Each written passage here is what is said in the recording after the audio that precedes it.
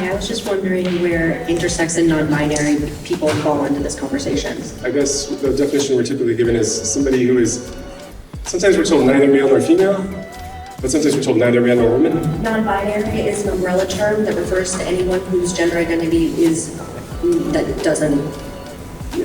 isn't binary. So you use the word gender identity in the definition, and I've expressed why I don't know what that means. Have you heard of the phallometer? Did you say phallometer? No.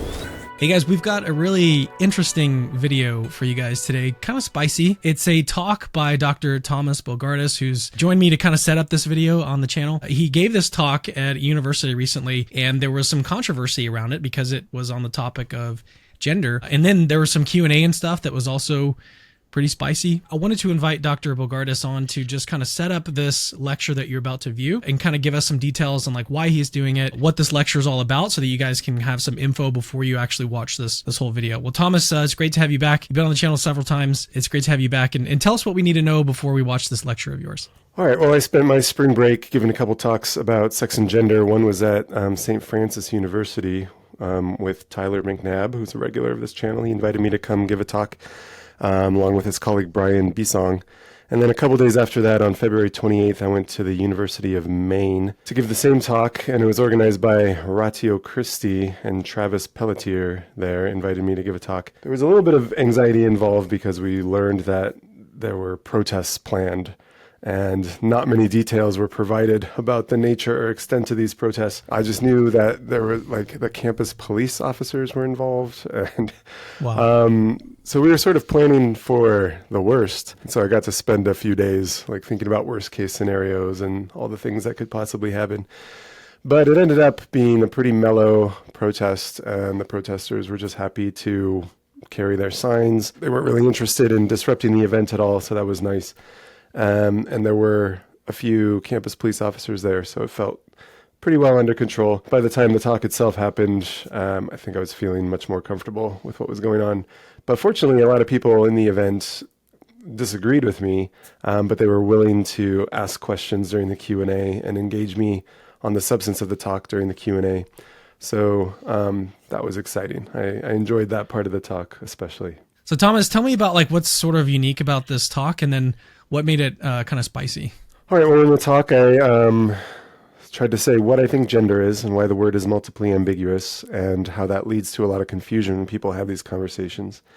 And then I also talked about the nature of biological sex, what it is to be male and what it is to be female. So that was fresh on my mind because I just finished a short book on that topic, which hopefully is coming out later this year. And then I gave some arguments for a biological view of what it is to be a man or a woman, and responded to some common objections that I've encountered to that view. And then finally, and I think the spiciest part of the talk was when I tried to explain why it's the case that, we're often told that to be a woman is to identify as a woman, to be a man is to identify as a man. I just found out that the Canadian government defines man and woman in exactly that way. So what I tried to explain in the talk is literally no matter what the word woman means and no matter what the word man means, it is just impossible that somebody's a man if and only if he identifies as a man, and somebody's a woman if and only if she identifies as a woman. That just can't be true. And then during the Q&A, I got a wide variety of questions. Somebody asked me how intersex conditions and non-binary individuals fit into this conversation. Got a good question about the nature of biological essentialism, or what would make a view an essentialist view in a bad way. And then I remember somebody asked me a question about, how would I feel if everybody started calling me a woman? Would that somehow cast doubt in my mind about whether I'm a man? So I got an interesting psychological question in that vein. But yeah, I was really glad that the students were willing to come into the line and ask me questions, given that they disagree with me. They weren't content to just stand outside with their posters. They were willing to come ask me hard questions. Okay, so as we turn to the lecture now, I want to give you guys a quick heads up. So when they were recording this, there was a lot of reverb in the room. So we did what we could to try to remove as much of that echo as possible. Some of that is still in there. Other than that, enjoy the lecture. Let us know, as always, what you guys think about this in the comments. All right, here we go.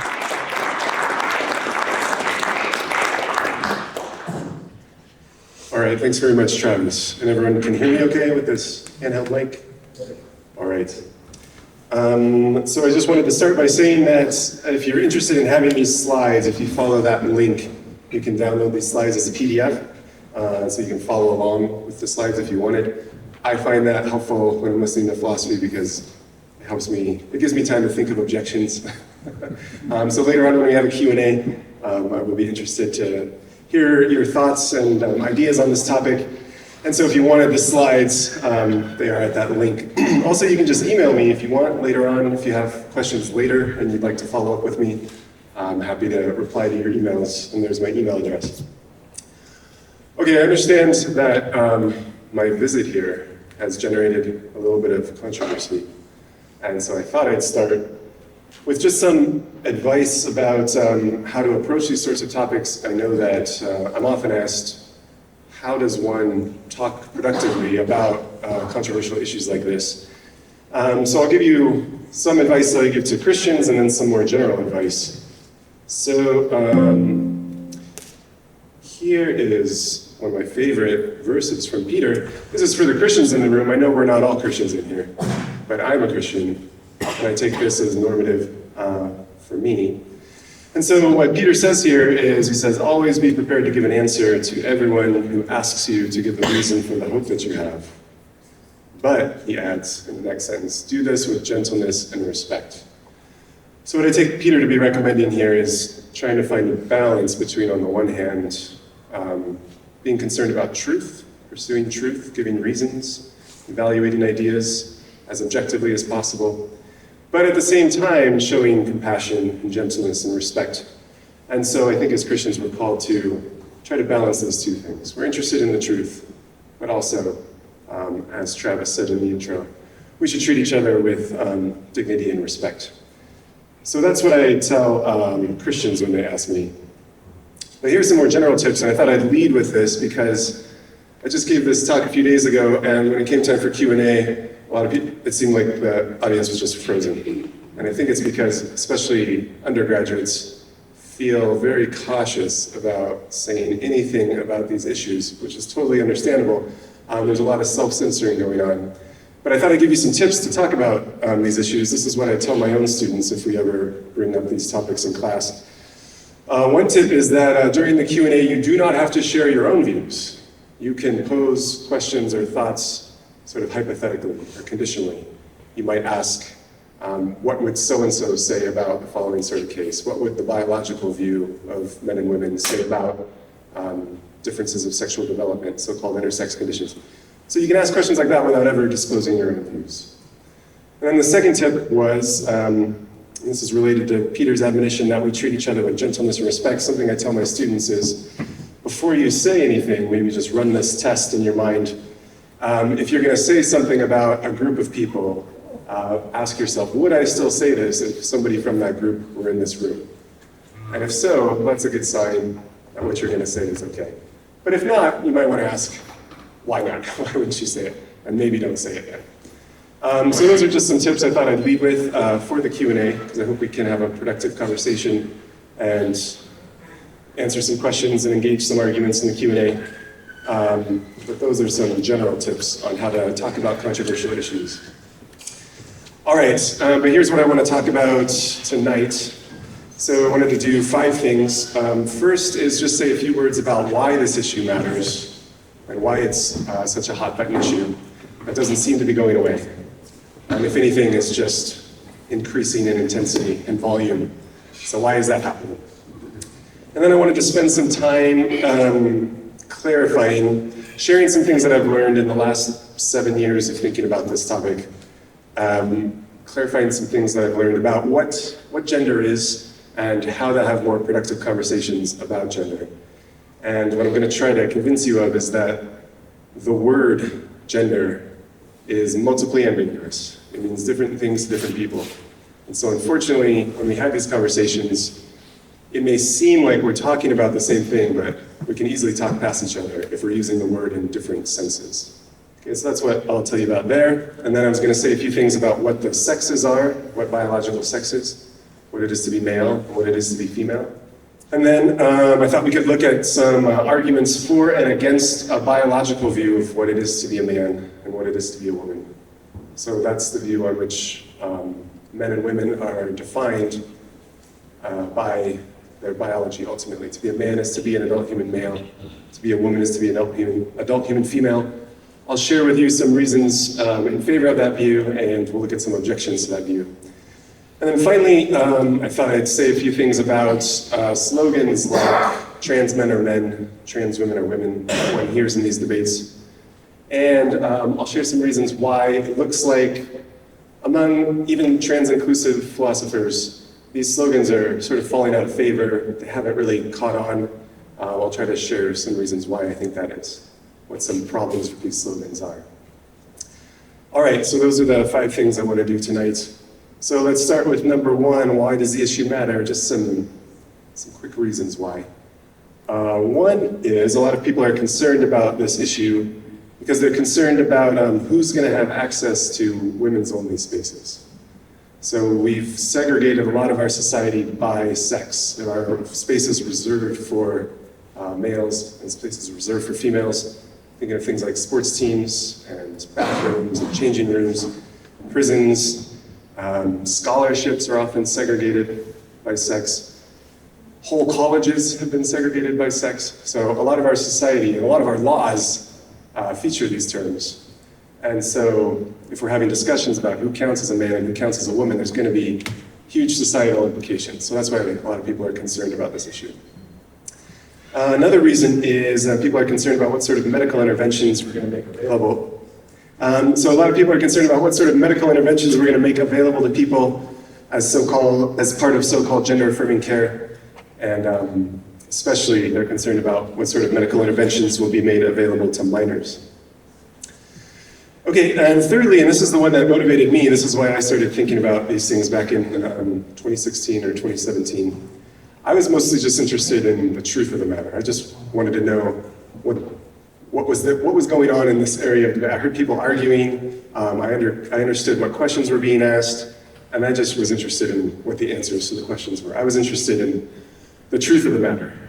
What is a woman? What is a man? What are the sexes? These are the things that I was interested in. So I added that one because that one in particular motivated me. Okay, now let me share with you what I've learned about the word gender. And my final conclusion here, what I'm driving at, is personally I think it's better if you're going to have these conversations to just avoid the word gender, if you can.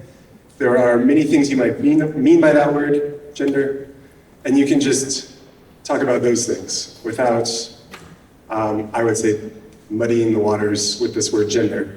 And that's because the word gender has meant many different things and still means many different things. Historically, and still sometimes, it simply is a polite synonym for sex, the sexes. I'm not talking about copulation here, I mean the sexes. So sometimes it's just a polite synonym for biological sex. And I'll give you examples in a second. I'm just going to lay out the 5 senses really quickly and look at examples. Sometimes the word gender refers to the genus of masculinity and femininity.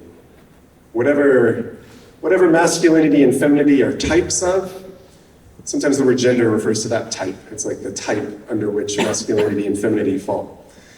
Okay, sometimes it refers to the social roles of the sexes, so-called gender roles. So the sorts of positions or expectations we have of the sexes in our societies. Sometimes the word gender is said to refer to the genus of man and woman, and maybe boy and girl as well. We're told these are gender terms, man, woman, boy, girl. Maybe there are more. And we're told gender is the genus of all of these words. These are examples of genders, we're told. And then finally, we'll talk about a term that is pretty old, but it's been used a lot more, especially recently, so-called gender identity. So that's supposed to refer to something psychological, an inner sense of something inside a person's mind. It's a psychological state. So we'll talk about that meaning of the word gender as well. Okay, so if I'm right that gender has meant all these different things, then if you're going to approach a conversation about gender, I think it's really important to say which one of these you're talking about. So here's some evidence that gender is sometimes used, the word gender is sometimes used as a synonym for sex. This is a quotation from a famous philosopher, Willard Van Orman Quine. And he says there's been an upheaval in sexual mores that has increased the frequency of occasions for referring politely to copulation. And this has created a demand for a short but polite word for the practice. The word sex has been pressed into that service. And so it's been rendered less convenient as a means of referring to the sexes. So what word are we going to use now to refer to the sexes? And he says the resulting need has been met by calling the sexes genders. So there's one person who said that's what's happening. Sally Haslanger is a contemporary philosopher who says the same thing. She says in year 2000, outside a rather narrow segment of the academic world, the term gender has come to function as a polite way to talk about the sexes. And then here's one example from the website petsonmom.com. This is Exhibit A. I forgot how I found this, but I wanted to find an example of the term gender being used as a synonym for the sexes. And here, the title of the article is, Do Starfish Have a Gender? And if you read the article, it's pretty clear that they're actually talking about the sexes, male and female. We're wondering, do starfish have sexes? Are they male and female? So there's an example from my favorite website. Here's the second sense of the word gender, referring to the genus of masculinity and femininity. And this is a quotation from Robert Stoller, one of the founding fathers of contemporary gender theory. So this is a pretty authoritative source here on the meanings of these words. Back in 1968, Stoller said, gender has psychological or cultural rather than biological connotations. If the proper terms for sex are male and female, the corresponding terms for gender are not man and woman, but masculine and feminine. So according to Stoller, writing back in the day, when this field was being founded, Stoller thought that gender terms were masculine and feminine. Those are the gender terms. And he said gender is the amount of masculinity or femininity found in a person. So if you're more masculine, you have more gender. Gender is the kind of thing that's gradable. It comes in degrees. All right, so that's what Robert Stoller thought. So that's pretty clearly different from the first sense of the word gender. We're not talking about the sexes here. We're talking about the genus of masculinity and femininity. Okay, the third sense is gender as social roles of the sexes. So here we sometimes speak of gender roles, and here's a quotation from John Dupre, who says the term gender refers to sexually specific roles that are occupied by men and women in various societies. And Gerda Lerner agrees, saying gender is a set of cultural roles. And then we get a sort of poetic line. It's a costume, a mask, a straitjacket in which men and women dance their unequal dance. So that's what gender is. And here's one example of the word being used in this way. We're told there are gender benders, and an example of a gender bender is a man who rocks women's clothes. And so what's being bent here, I guess gender's being bent, but what's being bent are the sort of expectations or roles or positions that men and women are expected to play. Women are expected to wear certain kinds of clothes, men are expected to wear certain kinds of clothes. So if a man wears clothing expected of a woman, he's sort of transgressing these sex roles. And so we're told that is an example of gender bending. So gender is being used to refer to those sorts of roles and expectations of men and women. Okay, fourth out of 5, here's the fourth one. Sometimes gender is used as the genus of man and woman, and maybe boy and girl. These are gender terms, we're told. Here's Susan Stryker saying gender is not the same as sex, although the two terms are often used interchangeably, even in technical or scholarly literature. So I included that because that's a nod to the first sense of gender that I mentioned. So Stryker is conceding that some people use the word gender as just a synonym for sex. But she says gender is considered to be cultural, sex is biological, and it's the words man and woman that refer to gender. Those are gender terms. And this is not a matter of biology. Nobody's born a woman or a man, she says. Rather, as the saying goes, one becomes one through a complex process of socialization. So that's an allusion to that most famous line from Simone de Beauvoir, one is not born but rather becomes a woman. We're being told the same thing happens with men. And it's not just because boys grow into men, that's not why. It's rather a process of socialization that turns a male into a man typically, or a female into a woman. Okay, so we're told that gender is sometimes the genus of these words, man and woman. Mari Mikola says something pretty much exactly the same, so I'll just skip that. But it says the same thing. Usually, gender and sex are used interchangeably, but feminists disagree, say there's a difference. Gender denotes women and men, we're told. Here's one example. You've probably heard there is a gender pay gap in the United States. If you're wondering who is separated by this gap, it's men and women who are separated by the gap. That's what we mean by the gender pay gap, the difference in pay between men and women. So there it looks like gender is used as the genus of man and woman. All right, and then the fifth and final sense of the word gender, and frankly this one puzzles me the most. I'm not super clear on what this one means, but I'll share with you what people say about it. So gender as identity. We're told that the word gender sometimes refers to a psychological state that goes by the name gender identity. Here's Robert Stoller again, one of the founders of gender theory. So he coins the term gender identity. He coins that term. And here's what he said about gender identity. He said, gender identity is the sense of knowing to which sex one belongs. That is the awareness, I am a male or I am a female. So that's what he said when he coined the term. So it actually looks like Stoller was using the word gender in that first way, where it's a synonym for sex. And for Stoller, gender identity was just sex identity. It's your awareness of what sex you are, for Robert Stoller.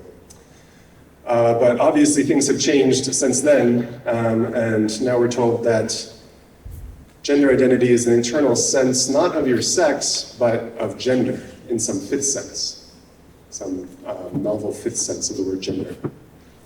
But unfortunately, it's hard to get a clear definition of this sense of the word gender.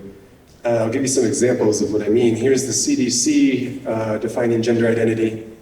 It's an individual's sense of their self as man, woman, transgender, or something else. And so as a philosopher, that incomplete list sort of bothers me. I'm okay with defining things with lists, but to just get a few examples and then being told there's other things as well, but we're not really told what those other things are. That puzzles me. And the CDC is not the only one who does this. The American Psychological Association does the same thing. Gender identity is a person's internal sense of being male, female, or something else. So here we're using sex terms, but we get the incomplete list again. There we're using so-called gender terms, but incomplete list. Stonewall has the same thing. It's your internal sense of your own gender.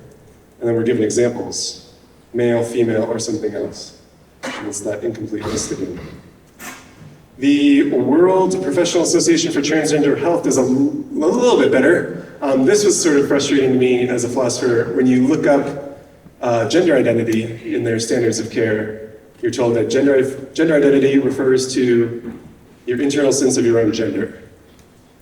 But then when you go check out what gender means, you're told that gender may refer to gender identity. And so now you have to go back and check gender identity again. And then we're kind of stuck in a loop.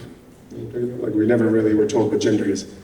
But they do give us a more complete list. We're given examples of gender identities. Man, woman are gender identities, and then there's gender identities besides man and woman. And then we get a list, transgender, non-binary, genderqueer, etc. But then we're told there's others too. And the reason I'm puzzled by this is, to be honest, it's not super clear to me why some identities make the list and why other identities don't, and I'm open to ideas about what the actual definition of a gender identity is. What explains why some of our identities are on the list and other of our identities are not on the list? So in the Q&A, if you have ideas about what that is, I'd be happy to hear it. I'll just give you an example. So part of my identity is I identify as a philosopher. But obviously that's not on the list. that's not on this list of possible gender identities. And so my question is just why? Why did these make the list and philosopher didn't make the list? And then, I don't know if I should show this, because I know you're gonna get caught up reading the list. And some of the items on the list are kind of unusual, but this is from an academic named Florence Ashley, trans academic who wrote a paper about non-binary gender markers. And then this is the most complete list I've seen in the literature. So it's just a super long list of possible gender identities. And again, I'm just wondering, like, in virtue of what is something on the list, and in virtue of what are things excluded from the list. And even this list is incomplete. These are just examples. All right, just gonna move on. You don't have to read the whole list. Okay, so on this fifth sense, we're told that gender identity refers to an internal sense of a person's gender. But yeah, what I'm still kind of puzzled about is what that is. What is it that I have this internal sense of when I have this internal sense? And I feel like this guy. I don't know. I look up gender identity, I'm told it's a sense of gender, and then I look up gender, and I'm told that's your gender identity. So yeah, that's one source of puzzlement. And so far, I don't think I've said anything controversial. I think even trans-inclusive philosophers agree, like, more work needs to be done here on this concept of gender identity. So people all over the spectrum kind of agree with this. Here's a recent book from Alex Byrne, and he lays out these 5 senses of the word gender. I think you should check out this book. I encourage you to check it out. He's on one end of the spectrum of philosophers writing about this. He defends the biological view. But even on the other end of the spectrum, we've got some trans philosophers who just wrote a book, What Even Is Gender? And here's the description of the book from the publisher. They say that these debates rest on a shared mistake, the idea that there is one thing called gender that both sides are arguing about. The authors distinguish a range of phenomena that our established vocabulary often lumps together. So this is my attempt to prove to you that what I've told you so far is not very controversial. I think everybody recognizes there's a lot of ambiguity going on here. And the lesson I've drawn in light of this ambiguity is it's best to just avoid the word gender if you can. I think it's irredeemably ambiguous. I think it's done. We got to stop. I think it just frustrates our ability to have productive conversations about these things. If you want to talk about any of these things, we have words for those things, and you can just use those words. The risk is if you start having a conversation about gender, the person you're talking with may mean the word in a different sense than you do, and you'll end up talking past each other. Okay, but I say if you must use the word gender, you should say, I have some views on gender, and by that I mean social roles and sexes, or something like that. All right, so that's all I wanted to say about gender. Now I wanted to move to some thoughts about what the sexes are, what it is to be male and female. And we'll look at some arguments for and against a biological view of what it is to be a man and a woman. So this is the biological view. Women are adult human females, men are adult human males. I guess boys are juvenile human males, girls are juvenile human females. That's the view. So I thought first we should get clear on what it is to be a male, and also what it is to be a female. But here are some thoughts on what it is to be a male. Here's a quotation from a biologist who is trans, Joan Roughgarden. And what Roughgarden says is, to a biologist, male means making small gametes. Female means making large gametes, period. Exclamation point. By definition, the smaller of the two gametes is called a sperm and the larger an egg. Beyond gamete size, biologists don't recognize any other universal difference between male and female. So I wanted to point this out because I know that some people, when they enter this debate, they bring in with them the assumption that to be male is to have XY chromosomes, and to be female is to have XX chromosomes. But what Roughgarden is saying with this last line here is, those aren't actually universal differences between males and females. If you look across species, you'll see that pretty easily. So in humans, to be male is to have 2 different sex chromosomes. To be female is to have 2 of the same sex chromosomes. But birds do it the opposite way. Male birds have 2 of the same sex chromosomes, and they're not Y chromosomes. And female birds have 2 different sex chromosomes. And platypus, you should look up platypus sex determination sometime, because it's really weird. It's as weird as you would expect from a platypus. And plants are super complicated, the way that they genetically determine sex. They don't do it the way that we do. And crocodiles and turtles and some other species don't cause sex to be realized. They don't cause the sexes to be realized in organisms via genetics at all. It's environmentally determined. So not even every species uses genetics to determine sex. So what I'm trying to do is disabuse you of the notion that the sexes are defined by genes or chromosomes. They are not. This is the difference, according to Roughgarden and a lot of other biologists. And if you want to talk about potential counterexamples in the Q&A, we can. But I did want to forestall one kind of, you might be having this thought. You might think, what about males who don't produce sperm? What if as a result of injury or disease or age? I mean, juvenile human males do not produce sperm. Postmenopausal females aren't producing eggs anymore. So would those be counterexamples to this definition of the sexes? And I think not, because when biologists use phrases like males produce sperm, I think they're using this present tense construction like how they do when they say things like hearts pump blood, kidneys filter waste, the CCR5 receptor binds chemokines. What they mean is when functioning properly, when it's fulfilling its function, when it's doing what it's supposed to do, so to speak. When it is doing what it evolved to do. That's a naturalist-friendly way of saying it. When a heart is doing what it evolved to do, when it is conferring on its owner the benefit that was selected for in ancestral environments, when it's doing that, it pumps blood. If it's not doing that, then there's some kind of malfunction. Okay, so I think that's what biologists mean when they use this present tense construction. And function language is all over biology. So I think this is just a shorthand for some function language. And I just wanted to point out that things can have a function even if they fail to fulfill that function. Like these bikes here, they have a function, but they're not going to be able to fulfill that function. This one's missing a back wheel, so it's not yet completely constructed, so it's not going to be able to do what a bike is meant to do. This one, due to age and neglect, will also not be able to fulfill the function of a bike, but they're still bikes and they still have functions. They just can't fulfill those functions. All right, so all that to say, males who don't produce sperm and females who don't produce eggs, I think are not necessarily counterexamples to this view of the sexes. Okay, so what I want to do next is look at arguments for the biological view. And remember, the biological view is the view that men are adult human males, women are adult human females. Now I've said a little bit about what a male is and what a female is. Let me share with you some reasons to think that the words man and woman do refer to adult human males and adult human females.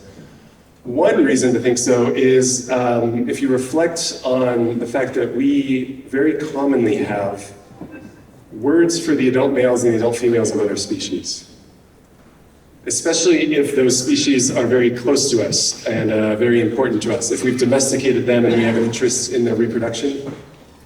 So for example, with chickens, we have a word for the adult males, that's a rooster, and we have words for the adult females, that's a hen. And it's no surprise that we would introduce words to track this distinction because we are interested in getting those eggs. That's what we want. We want the eggs. And so we're interested in facilitating reproduction, so you got to track the adults, sexually mature males and the sexually mature females. So yeah, we have words like that for chickens. We have words for other species that we've domesticated. I guess we have sow and boar. Is that? Yeah. Okay. I'm always worried I'm going to totally blank on this. I'm not a farmer. What else do we have? Like with ducks, let's see, a drake is an adult male duck, is that right? Do we have a word for the females? Little mallard. I shouldn't use that example. Okay, we have words for horses, the adult. We have like mare for the adult female horses.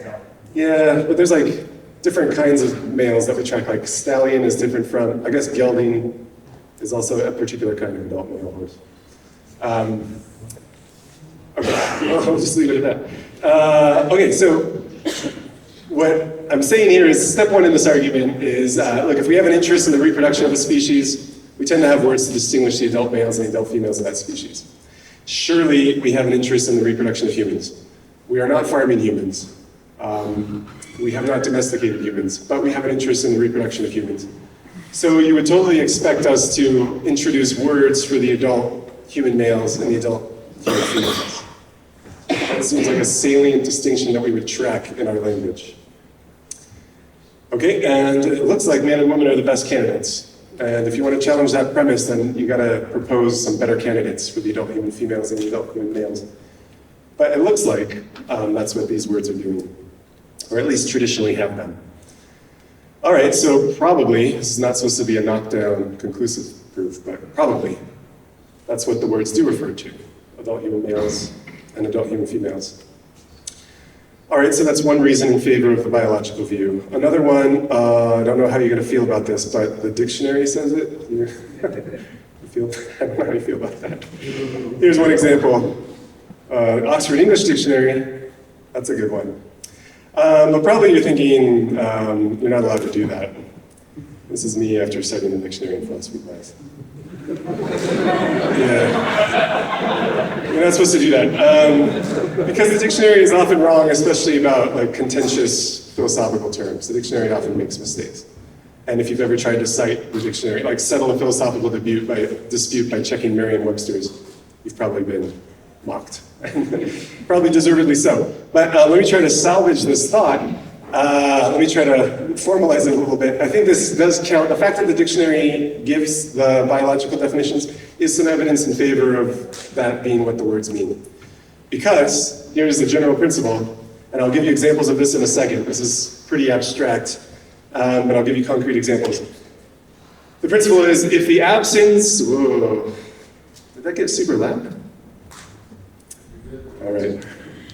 If the absence of some particular evidence would make a hypothesis less probable, then the presence of that evidence makes the hypothesis more probable. Let me give you an example. For example, if there were no clouds at all, and you have to use your imagination. I've loved Maine so far. It's been a little rainy, which is great coming from California. We like seeing rain. It's so rare. But imagine a day where there are no clouds at all. Surely that would make the hypothesis that it's going to rain pretty unlikely. If there were no clouds at all, and then I asked you how likely is it to rain, pretty unlikely. So what that means is if there were even one cloud, the probability that it's going to rain goes up at least a little bit. Does that make sense? Okay, so that's just a general principle of evidence. If the absence of a bit of evidence would make a hypothesis really unlikely, and the presence of that evidence makes the hypothesis at least a little bit likelier. All right, you can see how this is going to apply in the case of the dictionary. If the dictionary said something other than women are adult human females and men are adult human males, that would make the biological view less probable. I think we should all agree. Like if somebody said, you know what I think women are adult human females and men are adult human males, and then you said, well, let's check the dictionary, and the dictionary said something else, that would be bad for the biological view. So the fact that it does say women are adult human females and men are adult human males, that's at least a little bit of evidence for the biological view. All right, so that's how I'm trying to avoid the peril of citing the dictionary in philosophy class. I think it's okay to do it sometimes, to just admit that it's a little bit of evidence. Okay, but I think this is probably the best bit of evidence. I saved the best for last here. And that is that even trans-inclusive philosophers agree that this is what the words man and woman have traditionally meant. This is what they mean in dominant mainstream contexts. Trans-inclusive philosophers want to change this. That's the whole project. They want to change the meaning of the words. And the reason they want to change it is they think the current status quo is not okay. But that means they concede what the status quo is, and that's that these words man and woman are defined biologically. Here are some quotations to prove that. This is from Robin Dimbrov, a trans philosopher at Yale. So in Real Talk About the Metaphysics of Gender, Dimbrov says, even while a trans man belongs to the trans-inclusive kind, man, he does not fall within the trans-exclusive kind, man. And this latter kind is the one typically picked out by the word men when those in dominant contexts use the word and say things like trans men are not men. So I guess that's a little bit of like philosophy ease. I don't know how difficult that is to parse, but what Dimbrov seems to be saying here is the word man is ambiguous. In trans-inclusive and queer communities, it means one thing, where it includes trans men. But in dominant mainstream contexts, it expresses a different property, a different kind of thing, and trans men are not included in that kind. So Deborah seems to be conceding that in dominant mainstream contexts, the word man expresses some set of properties that trans men simply don't have. So we stop short of saying here what those properties are, but what I suggest to you is it's adult human male. And here's some evidence of that. So we skipped, well, I guess we briefly read this bit from Mari Mikola, who says, most people ordinarily seem to think that sex and gender are coextensive. Women are human females, men are human males. So here too we get the suggestion that traditionally, in dominant mainstream contexts, that's what the words mean. All right. Jennifer Saul, another trans-inclusive philosopher, says the same thing. According to most ordinary speakers and dictionaries, woman is a sex term, a term that picks out those who have certain biological traits. Now, I don't want you to misunderstand me. I'm not saying that these philosophers are endorsing the biological view. They think that this is the problem. The problem is that the words man and woman they refer to something they refer to a category that could not possibly include trans men and trans women. So they want to change that. They want to change the meanings of the words. But yeah, the fact that that's their project again suggests that the dominant mainstream use of the word refers to adult human males and adult human females. Something happened. All right. One more, this one from Simone de Beauvoir, who I guess it would be anachronistic to describe her as a trans-inclusive philosopher. But feminist icon, and what Simone de Beauvoir said in an interview in 1976, when she was asked for a positive definition of woman, she said, a positive definition of woman? Woman is a human being with a certain physiology. And if you read de Beauvoir, what you'll see is, it's pretty clear what that physiology is. It's being an adult human female. So that's what Simone de Beauvoir thought. All right, now let's turn to some objections to the biological view. One is that, look, this is biological determinism. If you say men are adult human males and women are adult human females, that's biological determinism. So here's a quick reply to that objection. The reply is, I think it is still true to say that a lioness is an adult female lion. I think we're still accepting that definition. A lioness is an adult female lion. But I hope you can see, just from the fact that that's true, doesn't mean that biological determinism follows. And now I realize I should have told you what biological determinism is. Biological determinism is the view that your social and psychological features are determined by your biology.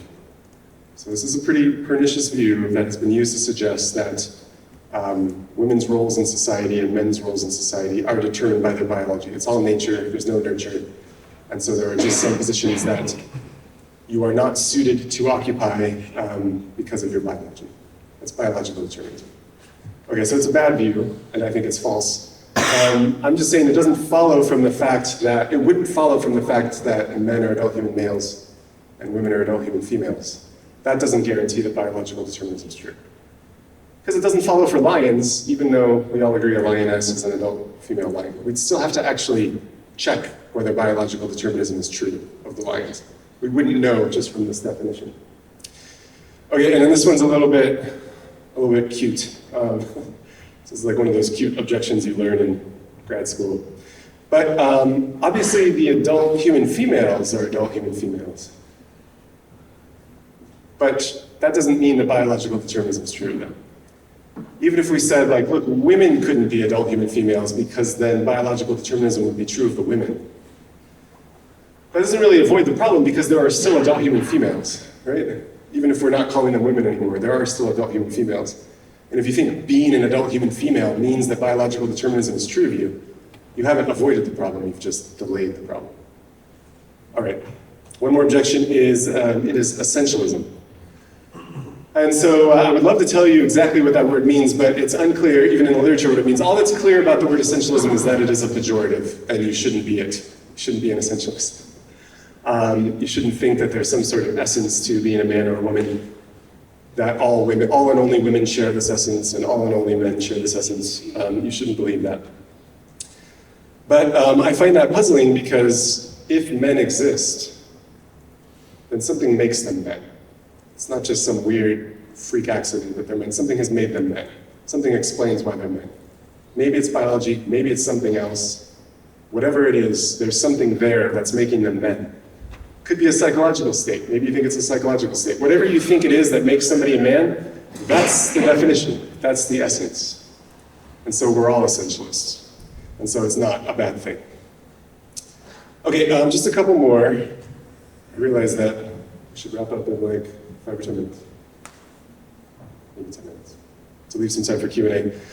So sometimes people who raise the essentialism objection retreat to, well, look, the problem is that it's biological essentialism. It's a particular kind of essentialism that is especially bad. But here, a quick reply is, look, so is the claim that a lioness is an adult female lion. I guess that would count as biological essentialism. But nevertheless, it's true, right? That is what a lioness is. So I guess biological essentialist views can sometimes be true.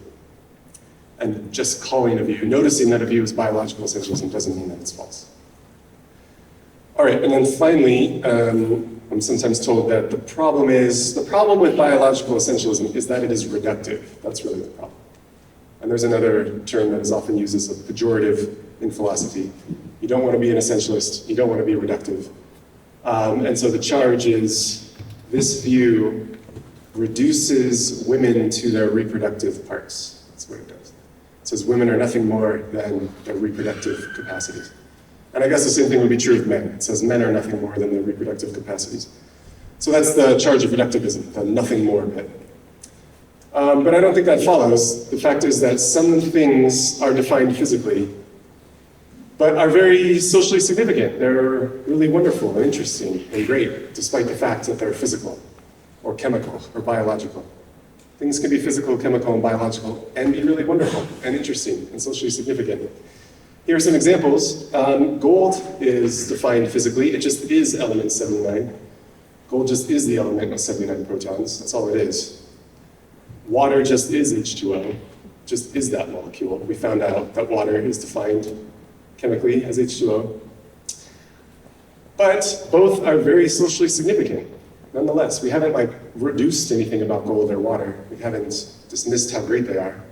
Human art and literature and poetry are filled with references to gold and water, despite the facts that they're both just physical things. And the same could be true even of biological things. So even if men and women are defined biologically, they still may be wonderful and socially significant. Okay, last part of the talk, I wanted to say a few things about these slogans, trans men are men, trans women are women. And mostly what I want to share with you is some reasons why these slogans haven't really caught on. And again, why even trans-inclusive philosophers have kind of moved away from these slogans, distanced themselves from these slogans. Here's why, I think. Here's what's going on in the literature. This is an update on the philosophy literature. Here's what's going on. So you've probably heard claims like this. This is from Wikipedia. When you look up trans man, we're told that a trans man is a man who was assigned female at birth. A trans man is a man. So the idea here seems to be that a trans man is a kind of man. Just like a tall man is a kind of man, what else can it be? A Californian man is a kind of man. These are just types of men, and we're being told that being a trans man is another way of being a man. A trans man is just a kind of man. It's like a subset of men. The way that men are kinds of humans, and humans are kinds of mammals, trans men are a kind of man. All right, but I think what follows from that, if trans men are really a kind of man, then what follows is necessarily all trans men are men. Necessarily. You shouldn't be able to find a counterexample. Just as humans are a kind of mammal, what that means is you won't find any counterexamples. You won't find any human that's not a mammal. It's just not possible. Bachelors are a kind of man, I guess. So you're not going to find any counterexamples. You're not going to find any bachelors who aren't men. So I think that's what follows from the claim that trans men are a kind of men, that necessarily all trans men are men. Okay, we're slowly sneaking up on what I think the problem is, and it's this. If you ask, well, what is it that makes a trans man a man? What's the definition of trans man? You're told, this is from P-Flag, you're told, this is a very common definition of what it is to be a trans man, and there's a corresponding one for trans woman. A trans man is somebody who was assigned female at birth, but identifies as a man. Identifies as a man.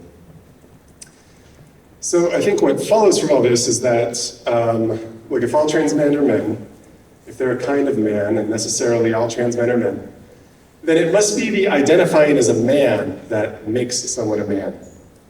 Because it's not the being assigned female at birth thing. That's not what makes somebody a man. Because some people who are assigned female at birth are women.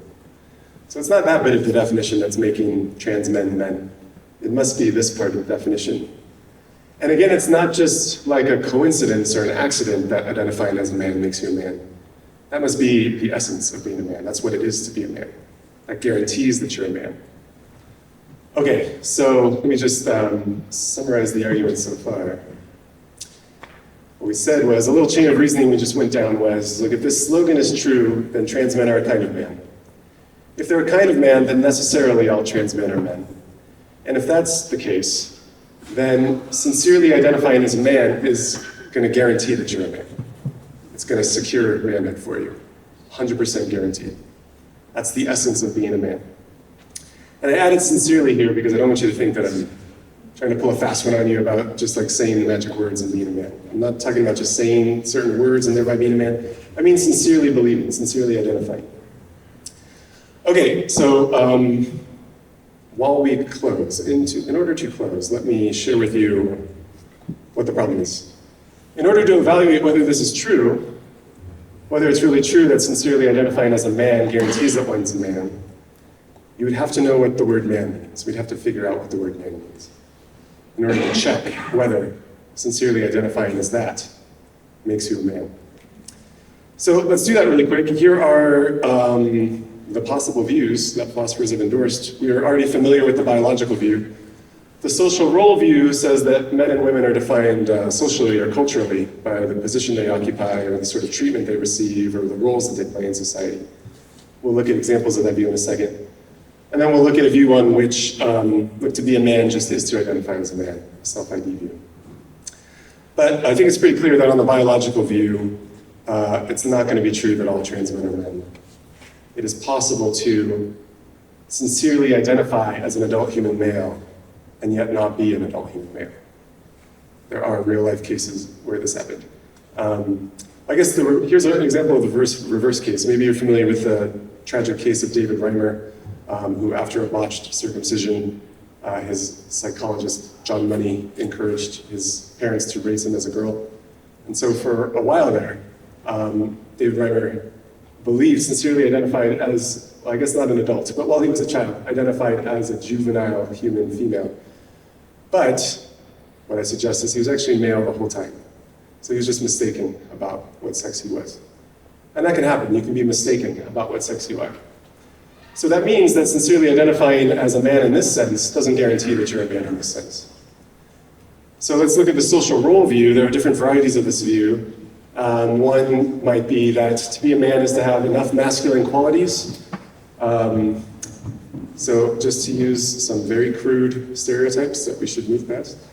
You like the color blue, that's like your favorite color. What else do you do?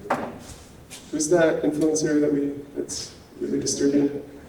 The Andrew Tate guy? You listen to Andrew Tate. You work out a lot, you skip leg day. You do enough of these things, these traditionally, stereotypically masculine things. That's now you're a man on this sort of view. Or it could be that what makes you a man is a certain kind of masculine performance. And again, that's going to be like the way you behave, the way you express yourself. If you do that enough, regularly and for the most part, then you'll be a man. Or the third view is if you occupy the right sort of social position, then you're a man. I'll give you an example of the second view. It's famously Judith Butler's previous view. She has since abandoned the view for reasons that I'll explain in a second. But the view that made her famous was gender is performative, and it's a matter of regularly and for the most part expressing yourself according to culturally dominant stereotypes of what the genders are. Okay, but what I want to point out here is that it is possible to sincerely identify as somebody who meets that condition, and and yet maybe you're mistaken and you don't actually meet that condition. So sincerely identifying as somebody who expresses himself in this way doesn't guarantee that you really do express yourself in this way. Here's an example of a social position view. This is the view that Sally Haslinger recommended. To be a woman is to be subordinated along some dimension, economic, political, legal, social. And the reason you're subordinated is because you are observed or imagined to be female. You don't have to actually be observed. No inspection required. It's enough to just be imagined or suspected of being female and then oppressed on that basis. If that's happening to you, you're a woman. So maybe what's happening is you're being denied the right to vote, or you're being paid less, or something like that. You're being subordinated along one of these dimensions because you're imagined to be female. And to be a man is to be privileged because you're observed or imagined to be male. Okay, so what was pointed out to Judith Butler and to Sally Haslinger has also abandoned this view recently. What was pointed out to them is it is possible that somebody identifies in this way and yet isn't actually this way. And it goes in the other direction as well. You can be this way and not identify in this way. It is possible to identify as a man or identify as a woman and yet not meet these conditions. So it could be that somebody identifies as a woman, for example, somebody who was assigned male at birth but now identifies as a woman, a trans individual who identifies as a woman, who is not yet presenting as a woman. That would be an example. And so because they're not presenting as a woman, they're not observed or imagined to be female, and maybe they're not subordinated on that basis. So that would be an example of somebody who identifies as a woman but doesn't meet this condition. Okay, and similarly, you can see how the same thing would go with Judith Butler's view. So both of those philosophers have moved away from the social role view to a self-ID view, because what was pointed out to them is these views are not going to include all trans men as men and all trans women as women. There will inevitably be counterexamples. So let's just look at the self-ID view real quick. So the self-ID view tries to solve the problem by saying, well, here's what I mean by the word man. It's somebody who identifies as a man. So now, voila, if you identify as a man, you're going to be a man, because that's just what the word means. So that's how we're going to secure the claim that necessarily all trans men are men, and necessarily all trans women are women. Because that's just what the words mean.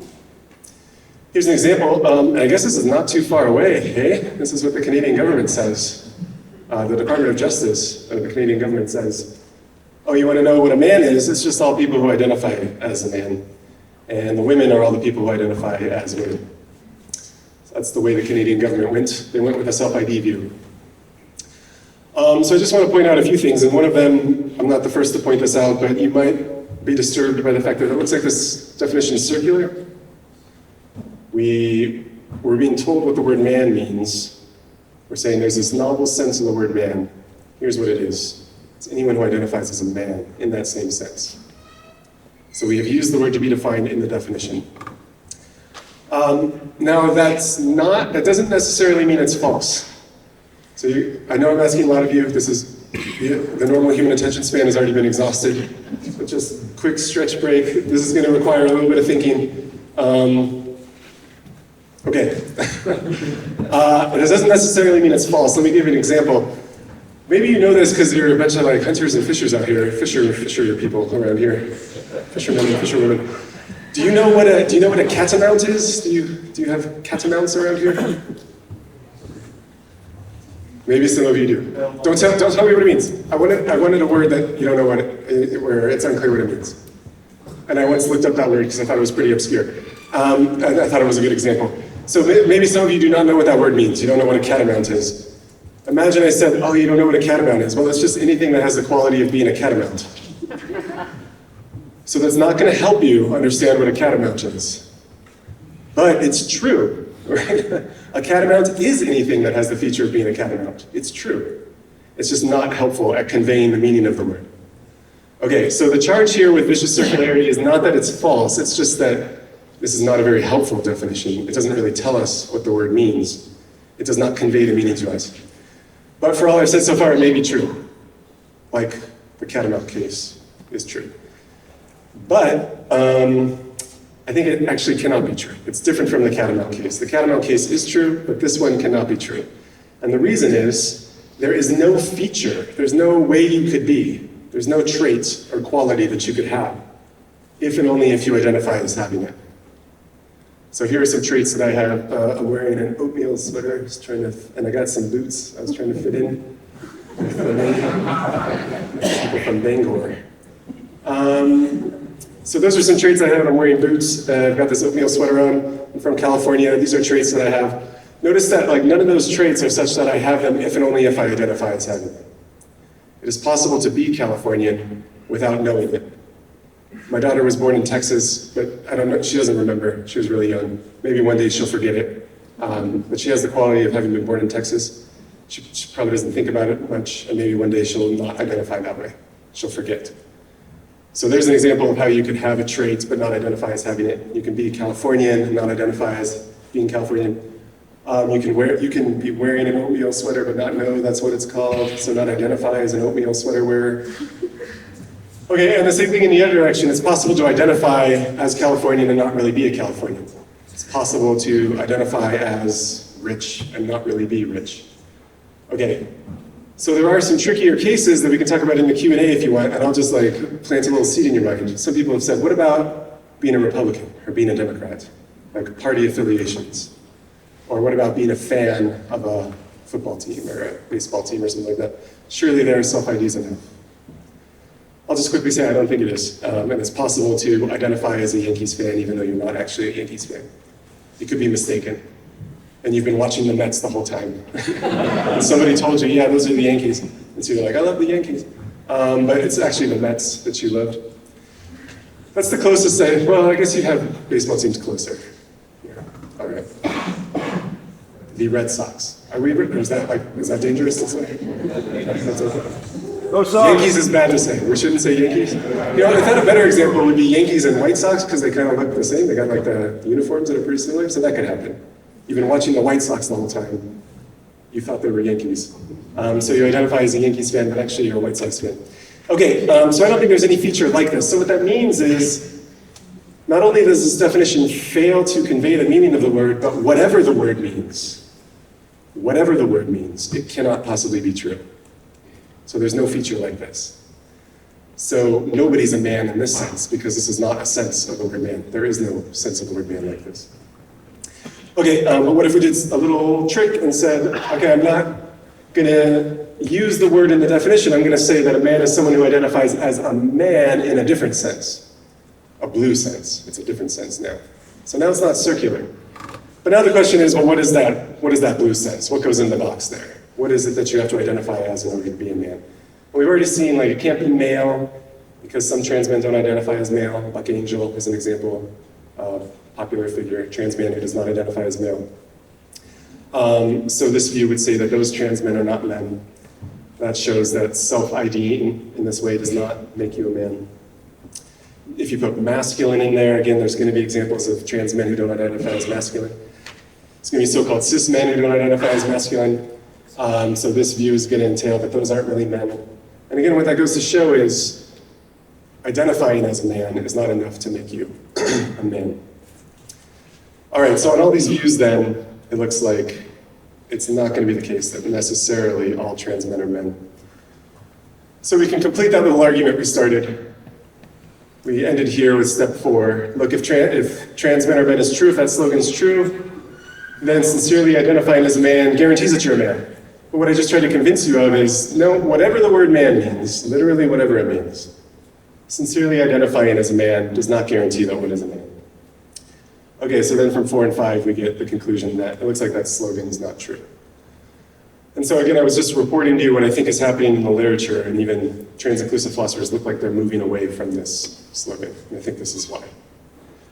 All right, the lesson is something's going to happen. We've got an incompatible pair of propositions here. We've got a definition of trans man, and we've got a commitment to respecting everyone's self-ID.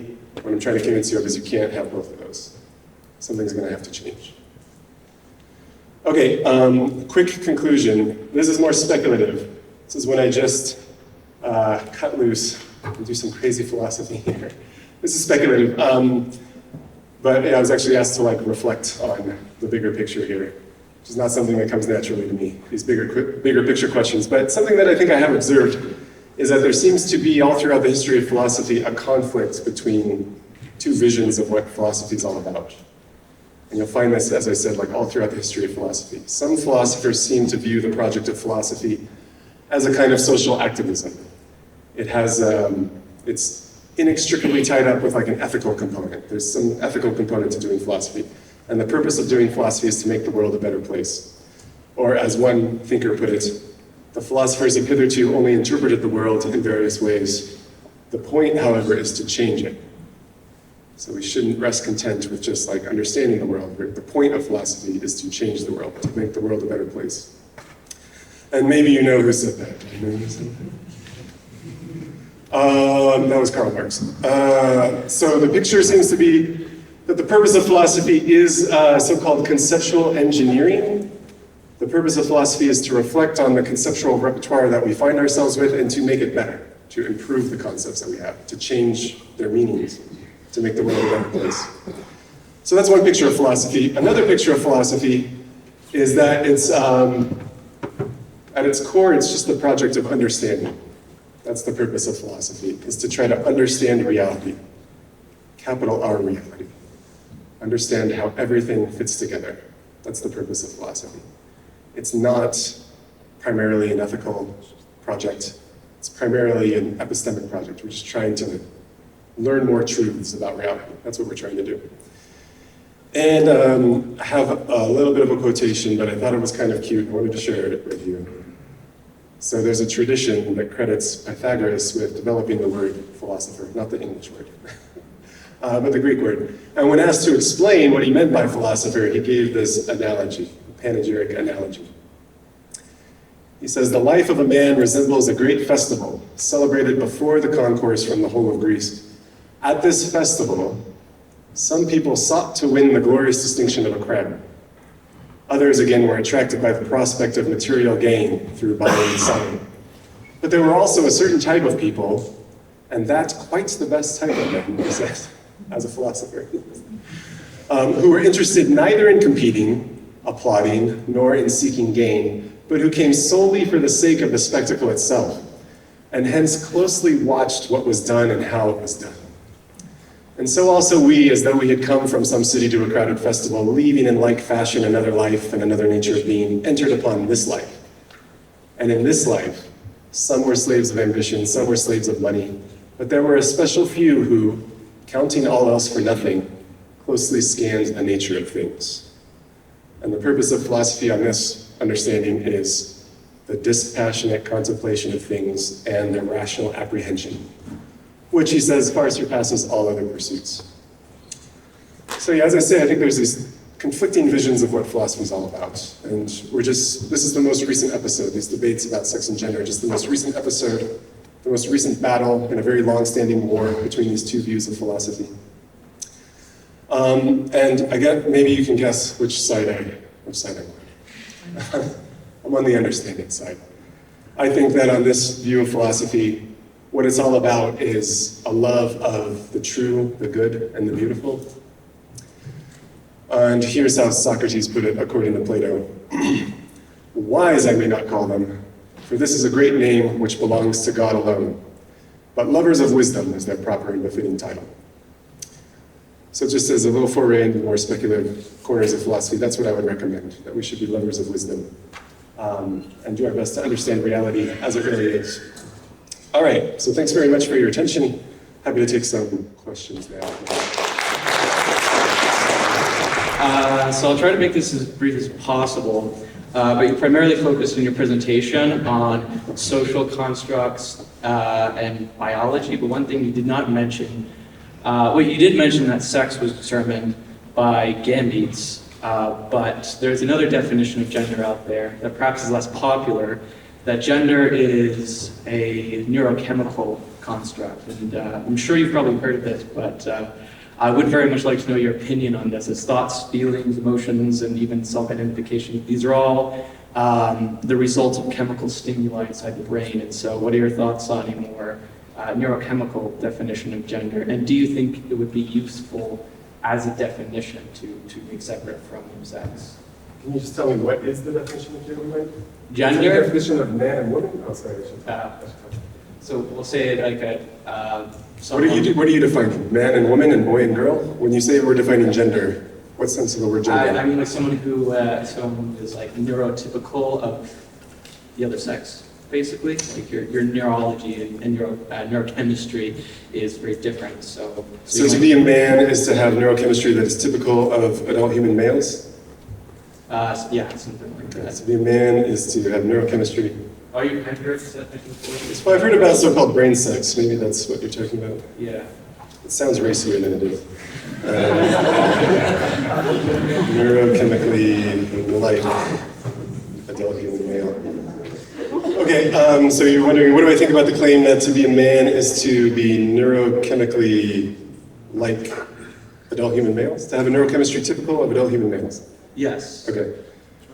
So I would say that is, I would class that in the revisionary definitions that we've looked at, the like definitions that are proposed for the sake of like increased social, well, maybe I should just ask you, is this being proposed as a revisionary definition, or are you trying to tell us what the words have meant for the last? Oh, this is definitely a revisionary definition. I mean, yeah, okay, so we're granting, as like Dembrov and Saul and Catherine Jenkins and others grant, the words man and woman have typically meant adult human male and adult human female, but here's what they should mean moving forward. Let us henceforth use the word man to refer to somebody who has neurochemistry typical of adult human males. Okay, well, I guess I wonder what we're trying to accomplish with this, and is the goal to be trans-inclusive? Is that the idea? We're gonna respect everybody's self-ID? Yes, the idea would try to be trans-inclusive. I guess with this definition, you would have to say that not all trans men are men, so I get well, you that. beat me to the punch, yeah. Yeah. That's what I was going to say. I think it's going to have the same sort of shortcomings that the other revisionary proposals have had. And what motivates those other revisionary proposals is a desire to respect everyone's self-ID. But for reasons I tried to give, whatever the word man means, even if it means this, we're not going to be able to respect everybody's self-ID. So if that was the goal, it's not going to accomplish the goal. Then what is the goal? Oh, what I was wondering is, do you think it would be in any way useful to use this as a definition? Oh, so I guess it wouldn't be respecting everyone's self-ID, but you're asking, would it be useful in some other way? Yeah. And then you're just wondering, do I think it would be useful in some other way? Well, I think personally, I'm like against introducing ambiguity if we can help it, because it, as I said, like muddies the water and makes conversations more difficult to have. And I would say like we can already express this property. Just say like somebody who has a neurochemistry typical of males, we could say that. You have a brain typical of adult human males. So we already have a way of expressing that. Is there like, maybe there's another, I would just introduce a novel term, I guess, if we wanted a shorthand for this. You know, we could say like, you have a male typical brain, we could just say that. Hi. So you had mentioned earlier that a woman is someone who's a biological female. But also your complaint was that gender in itself, so a man identifying as a man, is a circular term. So a woman identifying as a female would be well, not a woman, sorry, I apologize, I misspoke. But a woman who is a biological female makes her a woman, but a biological female is a woman. What defines biological woman in that sentence then? Because you're claiming all this about like, so we're coming at this with a biological perspective that women are what produce gametes and all that, but we are also somewhat ignoring the existence of intersex people in this talk as well, who can also possibly produce gametes with male external sex organs or male internal sex organs. But I guess just how is that also different from like the term of gender being a rounding term? The term of gender? So like, yeah. What was the last thing you said? The term gender being a what term? So you said your issue with it was that it's rounding itself. Oh, like circular? it's like, so a man is identifying as a man, therefore he is a man. A woman is a biological female, so therefore she is a woman and a female. But like, if those two mean the same thing, how can you define it by itself? Oh, okay. Well, yeah, it says two questions in here, so I'll try to take them in turn. One was, look, Bogardus, you alleged that man is, anyone who identifies as a man is circular, but the biological view has the same shortcoming. It too is circular. So I would just say in reply, for a definition to be circular, what you have to do is use the word to be defined in the definition. So I want to define the word woman or man. What would result in a circular definition is if I use that very same word in the definition. So that doesn't happen on the biological view. The definition proposed is a woman is an adult human female, period. There's no use of the word woman. So it's not circular. Right, but still the definition, your definition of an adult human female is a woman, isn't it? Yeah, I mean, there's an equal sign between those two terms. A woman is equivalent to adult Same human thing as like a man is someone who identifies as a man. Those are equal to each other in other people's female. That is the perspective. claim. So it's, how I like to view it is as kind of similar to you being a philosopher, right? How you achieve to be a philosopher, how you identify as a philosopher, how you like perceive yourself as a philosopher as people perceive themselves and strive to work at their gender identity and how they self-identify with their gender identity. You had to go to school for years to become a philosopher. Trans people have to undergo social and physical change to become their perceived gender. You perceive yourself as a philosopher. You've identified yourself as a philosopher because that's a part of yourself, right? This is a major part of your identity. So how is this different than trans people being trans? I feel like we're moving away from the conversation about circularity to a new conversation. You're right, I apologize. Okay. Can I just say that if you were right, I'm just going to quickly return to the circularity thing. If you were right that someone's a woman if and only if she's an adult human female, if you're right that that's circular, then I think every definition is going to be circular. Precisely. Oh, premise two, not every definition is circular. Not literally every definition, but Right. many of them are. Okay, yeah, I guess many of them are. But the conditions you gave for a definition to be circular would entail that every definition is circular. You were just saying, like, well, because there's a claim of equivalence there, because woman just is claimed to be equivalent to adult human female, that makes it circular. But that's a feature of every definition, the claim of equivalence. Right, That would so mean like, literally every definition is circular. yeah. But then the next premise, not every definition is circular. So, could you elaborate? You- Like, so what would you use as like an example against this? Because I'm saying that, like, if every definition is technically circular, because they have to be equivalent to each other. So like, it's like, if you take math, commutative math, A times B plus C is the same thing as like C times or whatever. Like, I'm not explaining this very well, but like, it's the same thing. It's a definition for a reason because that's the same exact thing that it is. It's circular on purpose to define it and give you something to compare it to. Yeah, I think what you're describing is just like, the claim is that there's a biconditional relationship between these two terms. Someone's a woman if and only if she's an adult human female. So we get that if and only if claim in there. That's part of what it is to be a definition. Yep. But that's not enough to make a definition circular. And if you wanted a counterexample, like a clear, I hope this is a clear case of a definition that's not circular. What about just, so it turns out like in philosophy, like nearly every example is contentious. But how do we feel about a bachelor as an unmarried adult human male who's eligible for marriage and hasn't taken a vow of celibacy like the Pope? We gotta add some caveats. But is that a pretty good definition of bachelor? A bachelor is an unmarried adult human male who is eligible for marriage. It's pretty clear. It doesn't even matter if it's true or not, but would you say that's a circular definition?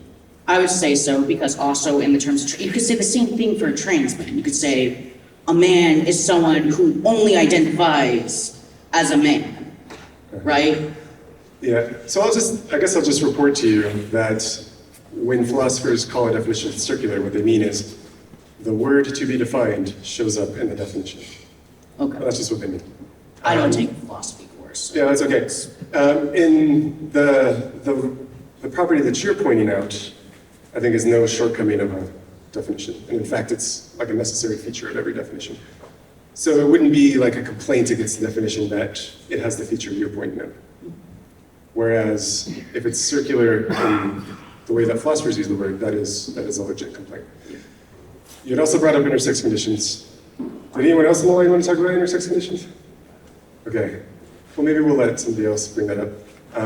Is that all right? I feel like. All right. If you want to go back in line, you can. That's an option. First of all, I just want to say thank you so much for coming here. You've been wonderful, and I also appreciate that you did come at this with so much grace and kindness. And you're not here to start arguments, but to find the truth. And I really respect that.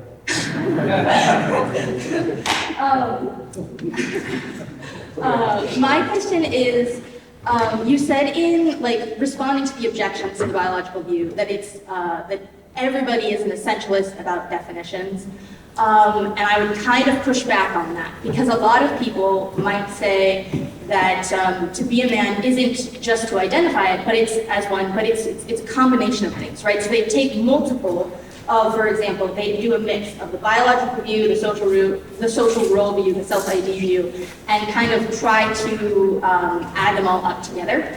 And so to say that to be a man is to be this and or, right? To be an adult human male, or someone who identifies with the phenotypic traits, with the social roles of being an adult human male, right? Or somebody who wishes to fulfill those, present as and be seen as. So I think that not every single, definition of what it is to be a man, what it is to be a woman is essentialist in nature, I would say.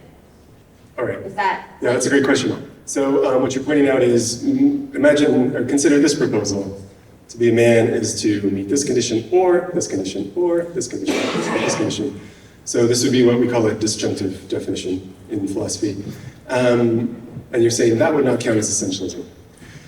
So again, this term essentialism in the literature, it's often poorly defined when it's defined at all.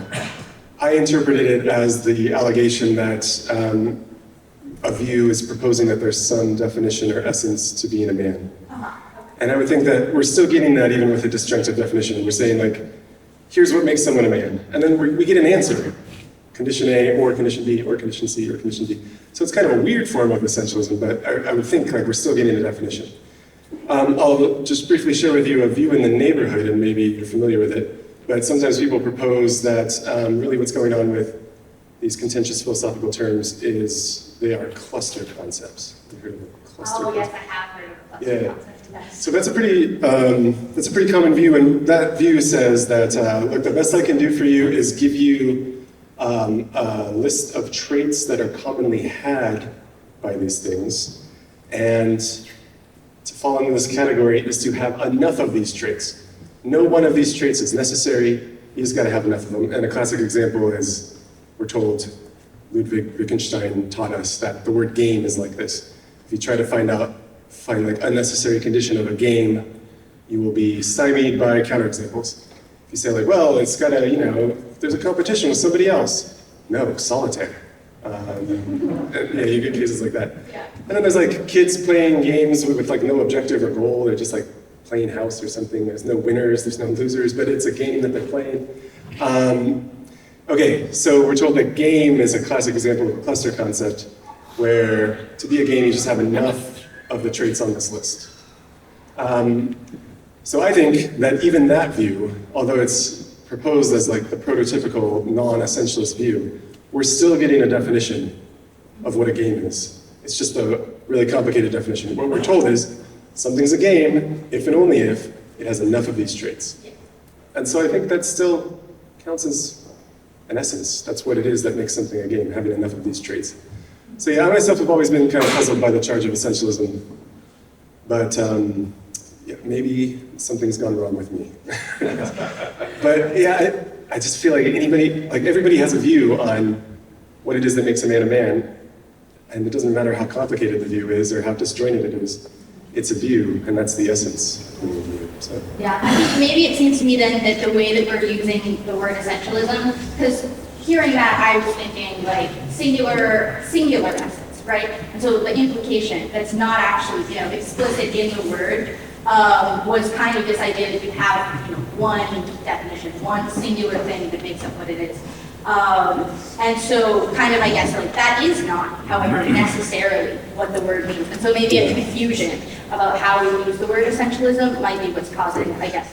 Yeah, I think the distinction that you're picking up on is some definitions are disjunctive, they have ors. Some definitions are not disjunctive, and then the charge against the biological view is that it is not disjunctive. And I guess I would grant that, but I would want to hear, like, why is that bad? Like, what's wrong with having a non-disjunctive definition?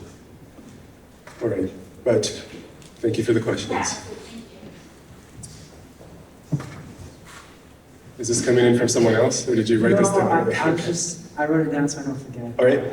So if we have the sexual divisions of male and female, why do we need the genders man and woman? Oh, why did we introduce words man and woman if we already had words male and female? Yeah, why does it matter? Yeah, well, I think it's the same reason we introduced words like hen and rooster, even though we already had words like male and female, and buck and doe, even though we already had words male and female. It's because, oh, and I guess I wanted to address the person who was here a second ago. The biological view doesn't say that to be a woman is to be female. That's not right. It's a little more complicated. Adult human female. Because obviously not all females are women, if only because there's girls, and also there are hens who are female but not women. So yeah, the biological view is not that. All right, you got it. The biological view is not that women are females, it's that they're adult human females, and if you're wondering, well, why did we introduce words like that? I would say, for the reasons I gave in the presentation, we have an interest in the reproduction of humans, and so it's natural that we would introduce distinctions between the sexually mature males and females and the sexually immature males and females. For the same reason we did with domesticated animals, although that sounds bad now that I say that out loud. As we're not farming humans. But I guess, is it bad to say this? The popularity of apps like Tinder show that people have an interest in these distinctions. Okay, so that's why we have words like that. That's all I know about Tinder, I swear. I know that it exists. Okay. Happily married? So, in your talk, Yes. you spoke a lot about identity and how that identity comes with a lot of packaged terms that, when broken down, you claim aren't very valid because they don't work based off of predefined criteria. So, what I'm wondering is, Can I just, I'm sorry, can I just stop you here? I didn't totally recognize that as something that I said. Can you say it again? you spoke quite a bit about identity. I guess, yeah, so-called gender identity. Gender identity. Yeah. And how it's based off of multiple criteria, like a self-identification, that you claim to be breaking down. I expressed puzzlement about what gender identity is. Yes, Yeah. yes. So I would like to pose a hypothetical to you. Okay, I'm ready. So- We love that in philosophy. So first, let me ask you a question. You for sure feel like you yourself are a man. Yes? Do I feel like I am a man? Yes. I believe very strongly I'm a man. I guess I feel like I'm a man. But by feel, I don't mean believe. Yeah. Okay. So I would like to pose this to you. Okay. How would you react if you felt as a man, but everyone around you expected you to wear feminine clothing, used she, her pronouns, and referred to you by, let's say, the name Abigail, your whole life? Would you then feel that you are a woman because that is what society expects of you, despite your persistent feeling with a different gender? Okay, so the hypothetical was everyone's sort of treating me as a woman. Is that the idea? Okay, so everyone's treating me as a woman, and they're calling me a woman, and using she, her pronouns for me. How would I feel about that? I would feel very poorly about that. Yeah, that would be distressing. I totally understand the distress. Well, actually, no, I shouldn't say that. I don't totally understand it because I haven't experienced it. But I understand that that would be distressing. So then would you then say that your feelings are invalid because you are not a man? Or Would I say that my feelings are invalid because I am not a man? Would you say... Well, I thought in this hypothetical scenario I am still a man, it's just that everyone's treating me as a woman. Yes. So would you then say, because of societal expectations that have been set around you, that you feeling like you are the opposite, despite what everyone is expecting of you, would you then say that the term woman and man are then invalid completely because of that dichotomy within yourself? No, I think what I would say is I am a man and everyone's not treating me like a man. I remain a man. So it wouldn't reduce my confidence. I would just wonder why everyone's treating me this way when I'm not actually this way. So basically what I just described is my own experience. What I've just described was my own experience. So, yeah, And so you feel that sort of distress, you're saying? Yes. So, what I'm asking you is, would that still invalidate the slogan that trans men are men? Would that still invalidate the slogan, the trans men are men? I'm trying to put it What into was perspective. that? Would the act of everyone referring to you as a woman, would that invalidate your own idea that you are a man? Oh. So not would it invalidate the slogan, but would it invalidate my belief that I'm a man? Yes. No, I don't think that if everyone treated me as a woman, that would mean that I am a woman. I think I would remain a man. And although I haven't experienced this sort of distress related to being a man or a woman, I mean, just here's a small example from my own life. And I don't mean to compare this to anyone else's experience, but in academic philosophy, it is extremely common for Christians to be viewed as irrational and kind of stupid, frankly. And I know that's how a lot of people feel about me, just in virtue of the fact that I'm a Christian. I don't think that makes me irrational and stupid, although it makes me wonder if I am irrational and stupid. But just from the fact that they treat me as irrational and stupid and believe that I'm irrational and stupid, I don't think that's enough to make me irrational and stupid. So I would say something similar. If everyone started treating me as like biologically female, I don't think that would make me female. I would say that they're mistaken. And if you think there's like another sense of the word man at play here, I guess I would just ask her, what is that other sense of the word man?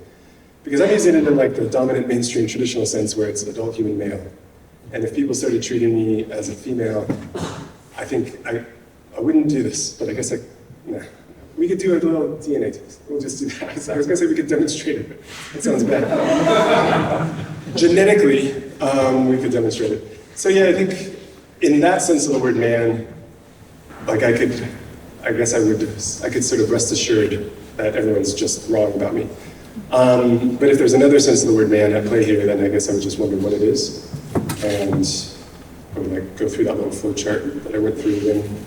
Are you asking me to provide that another definition?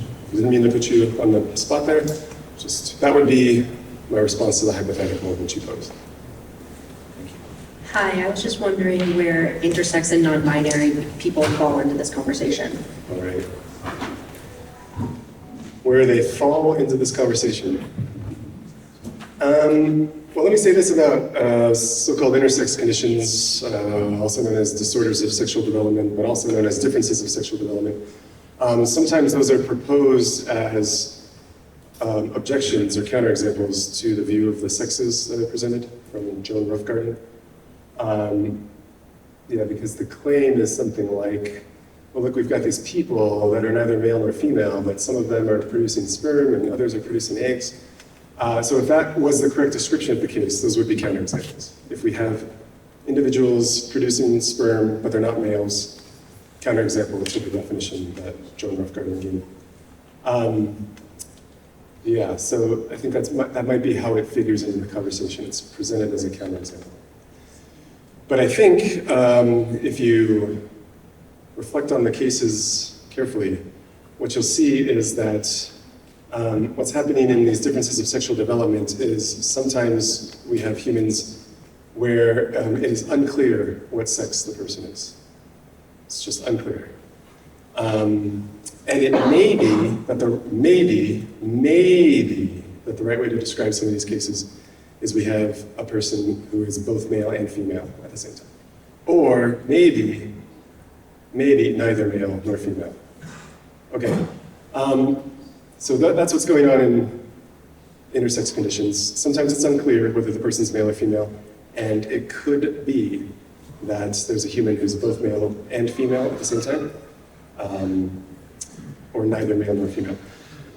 Okay, but I don't think that those are counterexamples to the biological definition that I gave. They would be counterexamples to a claim like this. To say that sex is binary is to say that every human is clearly male or female, never both, never neither.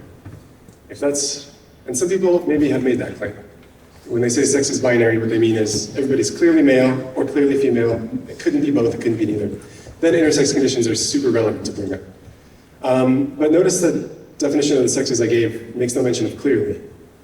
And it often happens in biology that it's unclear whether something falls in a certain biological category.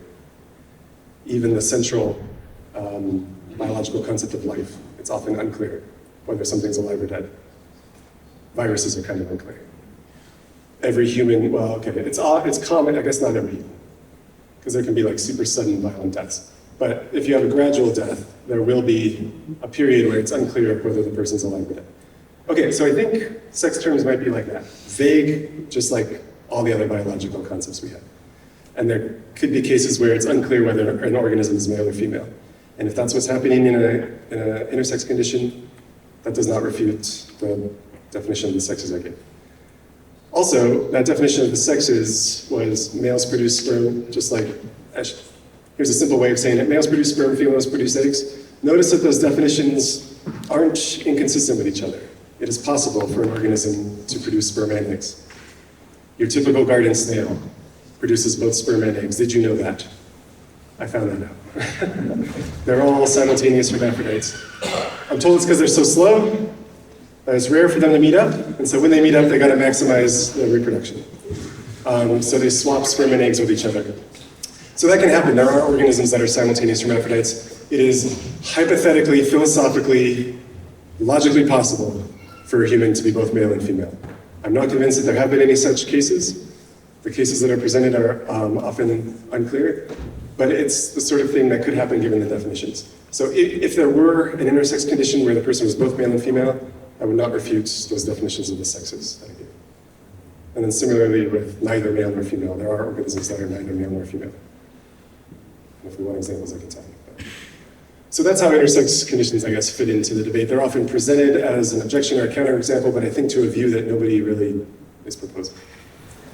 Because you want to, and then you asked about non-binary cases. Yes, but have you heard of the phallometer? Did you say phallometer? Phallometer. No. It's this picture. It used to be used by doctors to determine if a newborn baby was male or female. And if it fell in this purple area, the length of the Phallus. Yeah. Yeah. Was in this purple area, it required surgery. Yeah. And they had to fix it to put the child into one of these boxes. Yeah. What do you think of that? Oh, that sounds barbaric. I wouldn't recommend it. You're just asking about cases where some people have ambiguous genitalia, and should that be surgically altered? Certainly not without the parents' consent, but I guess even if the parents were involved, I don't know. I don't think I would do it to my own children, if that's what you're asking. Okay. What about non-binary people? Yeah. So I guess I'm wondering, what about them? And I guess the definition we're typically given is somebody who is, sometimes we're told neither male nor female, but sometimes we're told neither man nor woman. Non-binary is an umbrella term that refers to anyone whose gender identity isn't binary. So you use the word gender identity in the definition, and I've expressed why I don't know what that means. It could be that you're saying that these people are outside the gender binary, and by gender I mean man and woman. Or you could mean they're outside the sex binary, and I'm talking about males and females. Do we want to pick one of those, or address both? Both. Okay, so I would say that if we properly understand what the sexes are by reflecting on the way biologists use the word to describe the plant and animal kingdoms, we will realize that the only way a human could be neither male nor female, it would be a pretty extraordinary case, and it would require something biologically going on. And I don't think that's happening in the case of most people who describe themselves as non-binary. So if that's what the sexes are, then I don't think that's what non-binary means. If non-binary is saying, well, I'm outside the binary of man and woman, well then again, we'd have to figure out what man and woman means in order to see whether that's true or whether that's possible. And on the biological view, I guess I'm inclined to say no. On the social role view, I guess it might be possible to occupy neither role. You're neither privileged nor oppressed. You're not very masculine, you're not very feminine. I guess you could be outside that binary. But I guess I would just hasten to add, like, that's not the way the words man and woman have typically been used, but it's a revisionary use of the word, and as long as we understand what the words are saying, I suppose it is possible. just want to say thank you for your speech. My question is, why do you think this is an important conversation to be made, and why should we care about what a man and a woman is? So speaking in terms of the vast majority of Homo sapiens, if it looks like a man, sounds like a man, has male reproductive organs, and vice versa, why should it be anything but a male or a female? Okay, I had trouble hearing the first part of the question. I think you were asking why is this an important conversation to have? If in the vast majority of cases, whether someone's a man or a woman is clear. Well, I guess it's an important conversation to have because not everyone agrees. It seems like you're using the words man and woman in a traditional mainstream way. Yes, sir. Talking about adult human males and adult human females. So, as I said, I think trans-inclusive philosophers would grant that as the words are ordinarily used in dominant mainstream contexts, what you said was true. But they would hasten to add, that is an unjust way of speaking, and there are negative social consequences of using words in that way. And so what they're doing is proposing revisionary definitions for you to use. And they're saying this would be better for society if you used this new language. So yeah, I guess my reply is, what you point out is granted by all parties to the debate. The debate is somewhere else. It's about these proposed revisionary definitions and whether they accomplish the goals that they're meant to accomplish. How will those definitions go on to better society, in other words? Yeah, that's a good question. And often, it's often not elaborated why it would be better to do this, why it would be better to respect everyone's self-ID. But sometimes it is elaborated, and I guess one proposal that I've heard is, look, sometimes trans individuals face violence as a result of being viewed as, in Talia May Betcher's words, who was a trans philosopher, evil deceivers or make-believers. That's how she puts it. She has this little phrase, evil deceivers or make-believers. And so what Talia May Betcher is saying is, it might happen that somebody's presenting as a woman, read as a woman, and then some intimacy begins, something's discovered, and then the other person in this exchange feels like there's been some pretense or deception going on, and that might occasion some violence. Okay, and so the thought is, well, if we change the way we speak about men and women, then people won't have that misconception, and they won't view, for example, trans women as evil deceivers and make-believers anymore. And so the thought is, this will reduce the occasions for violence. I think that's the proposal. So I don't mean to endorse that, I'm just telling you something that came to mind. This is more or less a way of reducing violence or just yeah, and what they'll also just say, failing to respect people's self-identity just in itself is bad. It is a kind of harm. But they also say it's linked to transphobic violence. It can make it more likely that there will be transphobic violence. So that's the explanation I've heard of why we should adopt these revisionary definitions. So my answer to your question again is, yeah, the point that you brought up is not central to the debate. Everybody kind of grants that. As they're used in the ordinary senses, virtually everybody's clearly a man or a woman. There are some tougher cases, but they're rare. But yeah, the debate's over here about conceptual engineering. It's that conflict between the two kinds of philosophy. So the conflict in the philosophy of whether someone actually identifies as a male or a woman or yeah, the conflict is whether we should revise what our words mean. What we describe, what we, it's proper pronouns, proper usage. Yeah, right. Well, let me give you some examples, and then I'll stop talking to this gentleman. So here's some examples of linguistic changes we've made that maybe you would grant were actually kind of good. I'll try to use the clearest ones. Okay, so there are some words that have fallen out of favor, and maybe you can supply some in your own mind, and we've decided we need to police the use of those words should not be used. And maybe you think at least sometimes that was the right call. There are some words that are so damaging and offensive that you simply shouldn't say them. There's other words that we've changed, so we've gone from words like waitress and waiter to just server.